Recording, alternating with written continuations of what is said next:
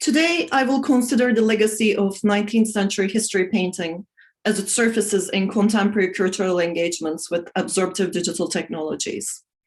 My case study will be the Pergamon Panorama in Berlin by the contemporary artist Yadegar Asisi.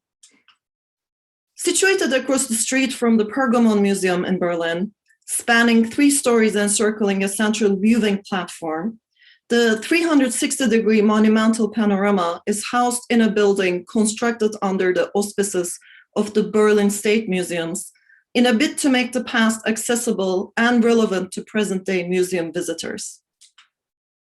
A monumental amalgamation of digitally produced still images, the panorama shows hundreds of life-size figures from a steep bird's-eye perspective inhabiting a digitally generated architectural and topographic reconstruction of the Acropolis of ancient Pergamon, present-day Bergama in Turkey's northern Aegean region.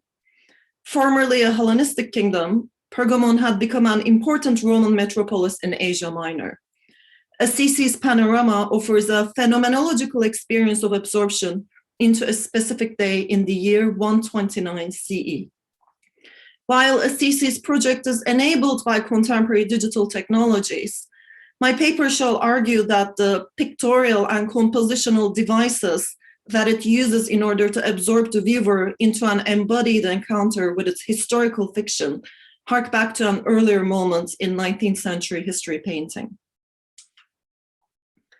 The panorama shows the city in spring during the annual festival of Dionysus that honored the god of fertility and ecstasy. The theater is filling up with crowds. Emperor Hadrian, touring Asia Minor, is visiting the city. The dramatically steep amphitheater built on the slope of the Acropolis hill overlooks the fertile valley nurtured by 2 rivers. The lighting of the panorama oscillates between daylight and nighttime, transitioning from day to night against the background of the same set of still images. The panorama runs multiple possible scenarios for the viewer. The elaborate transitions from a simulation of daylight to a night scene also accentuate the sense that this is an embodied experience that unfolds in time. The viewer is positioned to see the historic denizens of Pergamon from a bird's eye perspective. Hovering in the air to the west of the Acropolis, our gaze is at the same level as the birds in the sky captured in mid-flight. From our fictional position high up in the air, the panorama tells us that we gaze below at the Acropolis and the valley. From this perspective, with our backs turned away from the valley, we take in the Acropolis. It consists of multiple terraces. The central section that enters our view is the terrace surrounding the Temple of Athena. The famous Pergamon library is behind this temple. Sacrifices are being offered at the smoldering altar in front of the temple. The surrounding terrace is bustling with people. Ancient Pergamenes and foreign visitors alike have gathered at the edge of the terrace in order to take in the view and catch a glimpse of the emperor, who is at that moment shown entering the theater nestled against the hill below. To the left of the precinct of the Athena temple, Temple of Trajan is under construction, following the orders of Emperor Hadrian, who is anxious to put his mark on the city. Walking across the platform further to our right, we end up with a view of the Great Altar, whose reconstructed fragments are on display at Pergamon Museum across the street from the Panorama building. Many of the details in the panorama strive to give the impression of life unfolding, unaware of our presence. Cats stealthily walking on rooftops. Glimpses of townsfolk on their way to the theater caught through gnarly pine branches. An auction unfolding at a slave market. Drunkards. Festival revelers singing, dancing, and drinking. All participate in the fiction that everyday life in 2nd century Pergamon, as it was lived, unfolds before us, unaware that it is being observed by us. Everything in the world of the panorama is extremely foreshortened, so much so that even when the viewer takes in the panorama from the ground floor, the viewpoint is still that of a bird in flight. The extreme foreshortening deployed in the panorama takes one's feet off the ground, sending mixed signals to one's brain and confusing one's spatial cognition, even when one stands on the ground floor of the panorama building.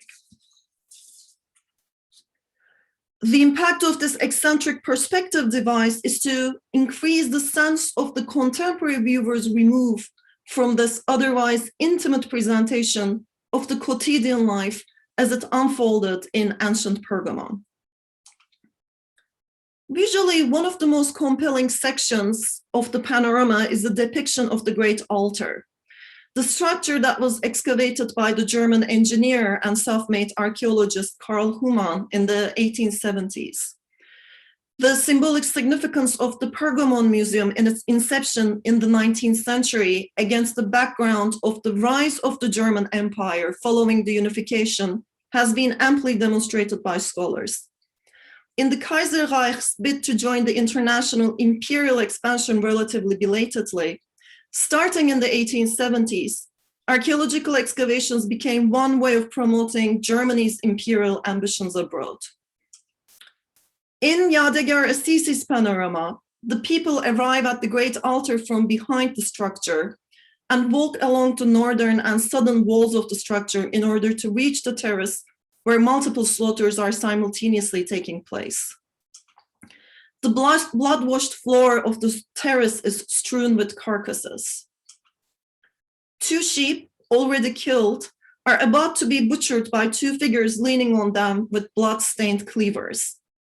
To their right, a bull, still standing, is being slaughtered by 6 men. One of the men, visibly extending great effort, holds the beast by the horns, while 4 others restrain him with ropes. Finally, a 6th man is holding a large knife against the bull's throat.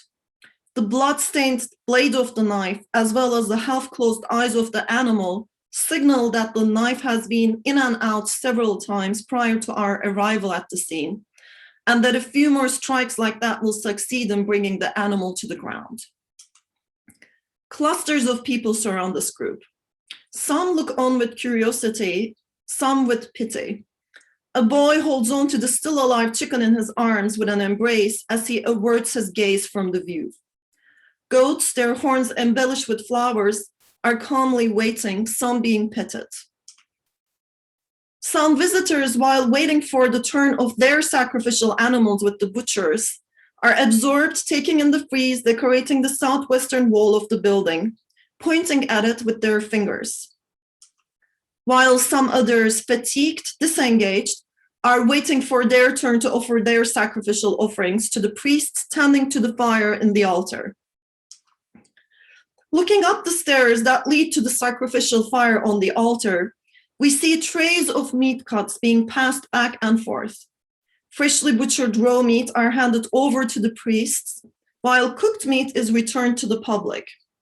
A man is mopping the blood-stained floor with an even bloodier mop, diluting and spreading the crimson. Up at the terrace where the main altar is situated, several figures fan the fire to keep it going, while priests tend to the sacrifice. As I mentioned earlier, in its elaborate light design, the panorama transitions from day to night against the background of the same set of still images, offering multiple possible scenarios to the viewer. The same view in nighttime is illuminated by the light of an invisible moon. The embers of the fires burning in the upper and lower terraces of the great altar direct the viewer's eye in navigating the scene. Down by the terrace, the blood-smeared surface of the ground is under the moonlight, but merely a darker spot blending into the shade. The gruesome scene of the ongoing slaughter of the bull is for the most part in the shadows. If the viewer has just entered the panorama and looked at that direction, she will be in for a surprise with the gradual illumination of the scene in the next few minutes as more information is gleaned with increased light. If, on the contrary, the viewer had already seen it when it was fully illuminated, The present partial visibility is a respite from being exposed to a detailed itemization of the technicalities of the slaughter. That being said, these details that are fully visible when the panorama's lighting is maximized in emulation of the midday sun nonetheless linger in the viewer's memory. And therefore, even the duration of respite can be tainted with apprehension for what is yet to come. Other details that add to the pathos-laden tone of the scene, such as the little boy on the sidelines embracing his chicken, are all but invisible. It is highly significant that in an earlier version of the panorama Asisi had made for an exhibition on Pergamon, held at the Pergamon Museum in 2011-2012, the Great Altar was presented in a peaceable manner, more akin to an architectural rendering of a project. In this earlier version of the panorama, denizens of this world peacefully walk on the terrace and up and down the steps of the altar, studying the north side of the Gigantomachy frieze. Some very deliberate choices were made in order to transform this peaceful depiction of the altar to a violent one. What was the reason for that change? In order to address this question, I would like to discuss a key precedent for Assisi's 2017 version of the Terrace of the Great Altar, and that is a painting from 1902, Jean-Léon Gérôme's Rentrée des félins dans le cirque. Gérôme's painting takes us to ancient Rome, to the Circus Maximus. A spectacle has just concluded. We have arrived at the end of the show. The curtain has fallen. Players are vacating the stage, so to speak. Only the performance of this play that we have missed were wild beasts and unarmed humans. Human remains are strewn across the sand-covered floor of the arena. 4 torsos, as well as 2 heads, 1 foot, 1 partial left arm severed from the shoulder, its hand missing, are all full given to view. Copious amounts of blood have been spilled, and entrails have been strewn across the arena. There are 3 more people who have vanished in this arena. Tied up at stakes, these people were put on fire. The golden halos hovering above what used to be their heads tell us who they are. They are martyrs, Christians who were killed in public spectacles in Rome. The executors of this violence, a motley group of wild cats, are being let out of the arena. Having satisfied its hunger, one of the Bengal tigers is using its big tongue to clean the blood from its lips, drops of blood falling from its mouth to the sand on the ground.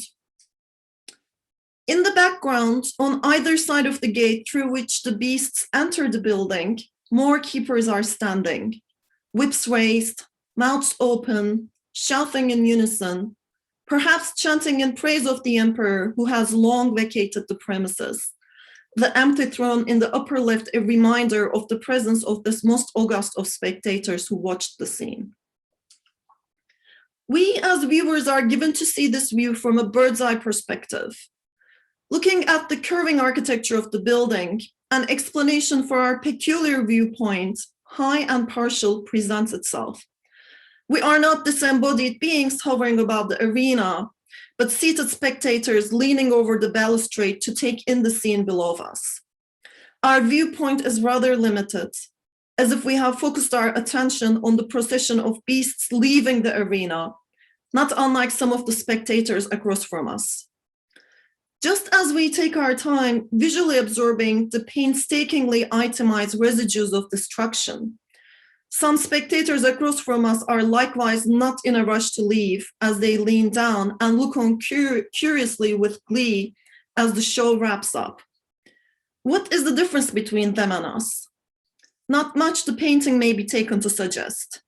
We are as fascinated as them with observing the residues of the spectacle. There is, however, one detail that we see and they do not see: the halos hovering above the heads of the 3 immolated figures.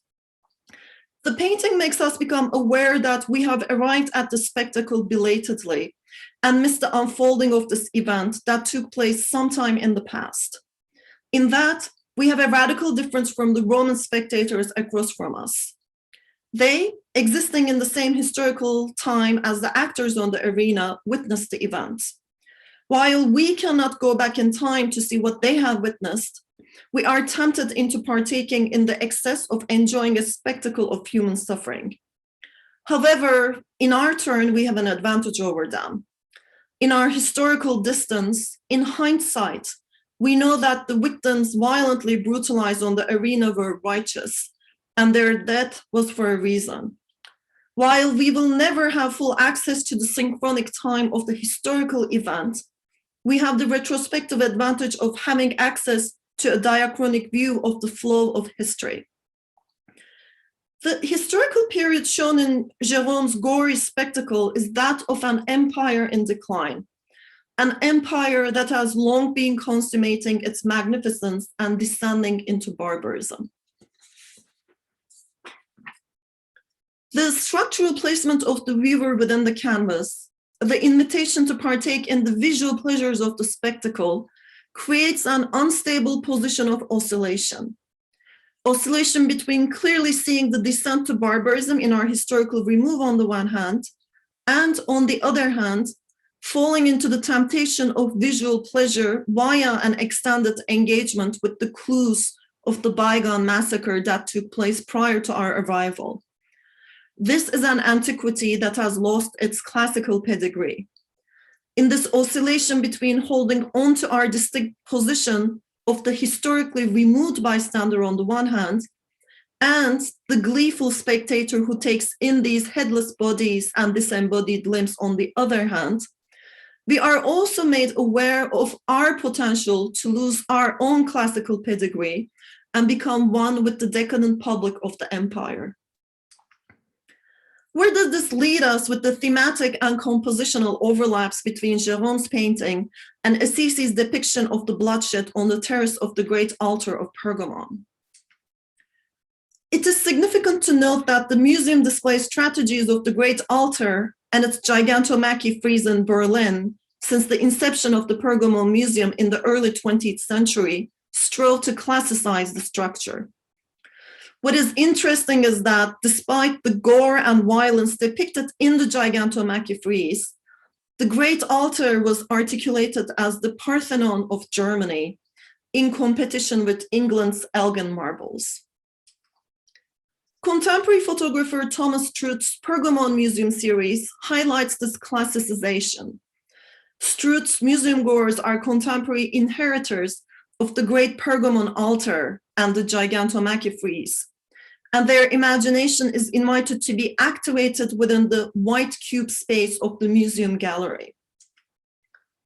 What the contemporary visitors at the Pergamon Museum are contemplating, presumably, is a bygone past along the lines of Lawrence Alma-Tadema's Phidias and the Frieze of the Parthenon. In Alma-Tadema's painting, Phidias and his visitors take in a finished and not yet unveiled Parthenon frieze captured in full technicolor. They're lined up in a frieze-like formation, unwittingly replicating the figures depicted on the Parthenon frieze itself. As for us, the modern viewers, we hover somewhere in the air beyond the viewing platform installed on the scaffold. Our historical distance is suggested by our structural placement, as well as in our complete invisibility to the ancient Greeks. Historically removed as we are nonetheless invited to imagine ourselves as belonging in a continuous lineage going back to the ancient Athenians depicted in the painting. Alma-Tadema's painting purports to show the peak of classical civilization, and we, the viewers, are invited to participate in this past that has been staged for us. The kind of historical contiguity between 5th century Greeks and us, the contemporary viewers, articulated in the Alma-Tadema, is deployed in the Pergamon Museum's modern viewing practices. The subject position offered to the museum visitors is that of a belated arriver who is presented with the reconstructed fragments in the museum space. By the same token, the museum visitor is also interpolated as an inheritor of the classical past, who, through the activation of her imagination, thanks to an extended engagement with the fragments on view, can commune with the past. Within this context, what kind of subject positions does Asisi's Panorama offer its 21st century viewers?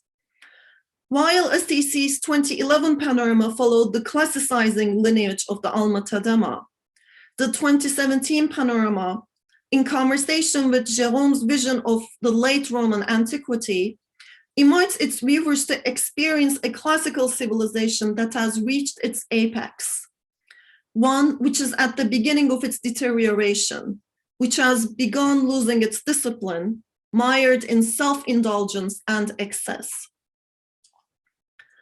About 2 centuries earlier, Thomas Cole, in his 5-canvas series, The Course of Empire, had outlined the cyclical model of the rise, growth, and fall of civilizations. The third painting in the series, The Consummation of Empire, depicts the civilization at its peak.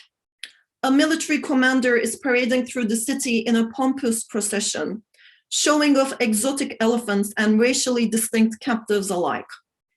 That Cole offers this ostentation as a warning rather than an apotheosis becomes clear in the following 2 canvases in the series: destruction and desolation.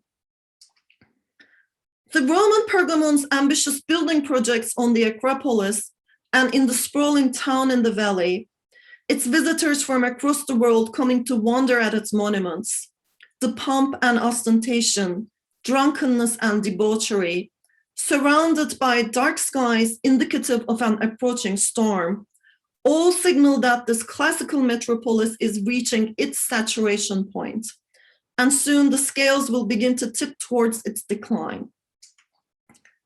Asisi's Panorama, conjuring a world that summons the fragments of the ruins on display at the Pergamon Museum across the street, creates a ritualized space for experiencing the past. In addition to the compositional and pictorial devices that draw in the viewer, a musical soundtrack runs in a loop alongside the light design, generating a space of physiological immersion and an emotive state of heightened sentiment. In the time frame dedicated to viewing Asisi's Panorama, the viewer paradoxically accumulates memories of a bygone past that they themselves couldn't have witnessed. French historian Pierre Nora, in his work on lieux de mémoire, sites of memory, argues that with the acceleration of history in modernity, real memories are being supplanted by mechanisms of history making that need sites of memory.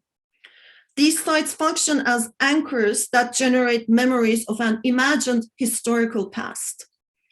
Nora suggests that these sites of memory mark the rituals of a society without a ritual. The staged installation of the Pergamon Panorama, with its multiple devices that trigger a physiological experience of the passage of condensed time, aims to establish a quintessentially contemporary space of ritualized experience, an experience of a fabricated heritage that has been consistently alluded to in the generation of a German national identity for over a century. If the Great Altar, as transported to Berlin, has functioned as a lieu de mémoire for generations since the 1880s, the radically distinct presentation of the same object in Asisi's 2017 Pergamon Panorama seems to be an intervention, one which acknowledges that the contemporary Germany's relationship to what has been historically designated as its cultural heritage needs rethinking. No wonder that such rethinking happens now, as Germany is in the throes of negotiating the multicultural, multi-ethnic, and multi-religious society that it has become. In considering the kinds of subject positions the panorama generates for its 21st century viewers, I find the decision to revise the panorama to include what its artist Yadegar Asisi has described as its warlike aspects, the archaic tradition, the ritual slaughters, significant. I do not argue that Asisi or the directors of the museum intended to show a Pergamon in decline. But I would argue that the compositional and pictorial choices that present the Roman Pergamon as a civilization at its peak unwittingly push to the surface an underlying anxiety about the contemporary historical moment. The panorama's embodied viewing experience plays against the background of Germany's ongoing project to define selected Near Eastern antiquities as part of German national heritage. By the same token, that redefinition is deployed within a contemporary political context of domestic tension created by the rise of the far right in their politicization of the influx of refugees from Syria, Iraq, Afghanistan, and elsewhere. The technological novelty of the experience of Asisi's Pergamon panorama is aligned with a highly ambitious reconstructing project that impacts the museum complex of which the Pergamon Museum is a part. Berlin's Museum Insel has been undergoing a large-scale reconstruction project that aspires to present German cultural patrimony from a 21st century lens to millions of global tourists starting in 2025. The interpretation of the heritage presented at the Museum Island is proving to be politically a highly volatile topic. In October 2020, several museums on the Museum Island were vandalized by coronavirus deniers. The Pergamon altar was highlighted as a specific target by a former celebrity chef turned QAnon proponent named Attila Hildmann, who, in his social media posts back in August and September, suggested that Angela Merkel used the Pergamon altar in the museum for human sacrifices. Pierre Nora argues that the quest for memory is the search for one's history. While the harmonious blending of various ethnic and racial backgrounds in the Roman Pergamon, as imagined by Asisi, may seemingly offer the consumers of the global cultural industry, German citizens and foreign visitors alike, an opportunity to generate second-hand memories of an imagined multicultural past, I would argue that in its undertones of calamity, the panorama perhaps equally intimates that what this elaborately staged past signifies and how the fragments of this past trigger the imagination of its 21st century viewers in quest of their alternative memories and histories are emerging as sites of violent contention. Thank you.